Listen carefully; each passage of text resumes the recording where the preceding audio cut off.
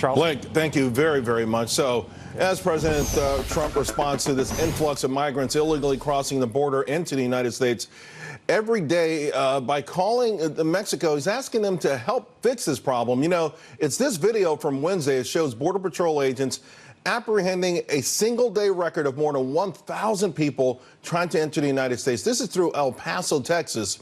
Joining me now to break down just how severe this border crisis is, Border Commerce and Security Council President Nelson Balido. Nelson, thanks for joining us. Hey, Charles, good to hear from you. You know, when we saw, first of all, we've seen these numbers. They have gone through the roof. Everyone now acknowledges it is a crisis. But I think the visual of these folks coming across the border, over 1,000 of them apprehended, was sort of perhaps a tipping point for the White House. What's your initial thoughts on this? You know, I think we've been talking about this for months, and the president's been saying this is a crisis, and no one believed him from the beginning. The experts have been saying it. The Border Patrol, U.S. Customs, the folks that work on our front lines have been saying it for months now that this is a crisis. I think Congress understands that this is a crisis, but this is just a pure political play. Basically, the Democrats do not want to give President Trump a win, and a win would be something to do with these asylum seekers, a change in the law that absolutely helps curb that entire invasion that we're having on our border. It's pure political, and nothing more than that. But Nelson, we saw April, March, February, where the numbers year over year were up more than 100% for each. But even more alarming, family units in April, 58,000. In October, that was just 23,000. Unoccupied alien children, 8,800, almost 9,000 from just 4,900 in October. I mean, this is a crisis that no one could avoid. I'm not even sure why anyone would put politics in this point.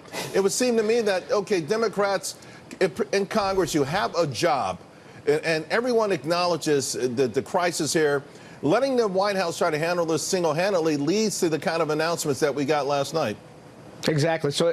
I just got back from Laredo, Texas yesterday, where I led a group of business people within our council to visit not only the Border Patrol sector, but also the Laredo Port of Entry. We saw asylum seekers, but they're not just coming from Guatemala. I saw people from the Congo, people from Venezuela, people from Colombia, people from China. I mean, this is an open season for the world to come to our borders and use these crazy asylum laws that we have that simply could be fixed if Congress would bring a law that would make sense and everybody would be happy. The 5%, I don't blame the president. The president's trying to do everything he possibly can, and now he's saying, well, if Mexico can't do their part, well, we got to do something. Mexico, in my belief, needs to step up. I've said it many times. They need to seal their southern border. They really need to look at their border, and they really need to use their military to do it. If that doesn't happen, this is going to continue to be a wholesale crisis with no end in sight.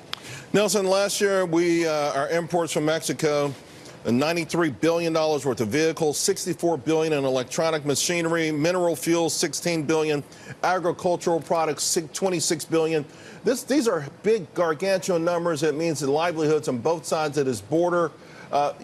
Some are saying, hey, if this were to be enacted, at some point, you're going to harm Mexico's economy to the point where the border crisis gets even worse. Well, that's what some people say. But if you look at what happened with the 20% tariff in China, that has actually helped Mexico. So Mexico has now become our #1 trading partner in the last 3 months. $150 billion of goods over that border. And you got to keep in mind what happens. You got 10,000 trucks flowing over that border a day. You got hundreds of trains and carts going over. You have hundreds of thousands of people in privately owned vehicles crossing. The economy would be severely hurt, even at the 5% level, which really would equal about $20 billion in trade just from imports into the U.S. Right. And let's not be shy, because what's going to happen is if this comes in, Mexico's going to retaliate. Nelson, thank you as usual. We always appreciate your clarity. Of course, folks, stocks in full retreat today after President Trump threatening to impose those tariffs.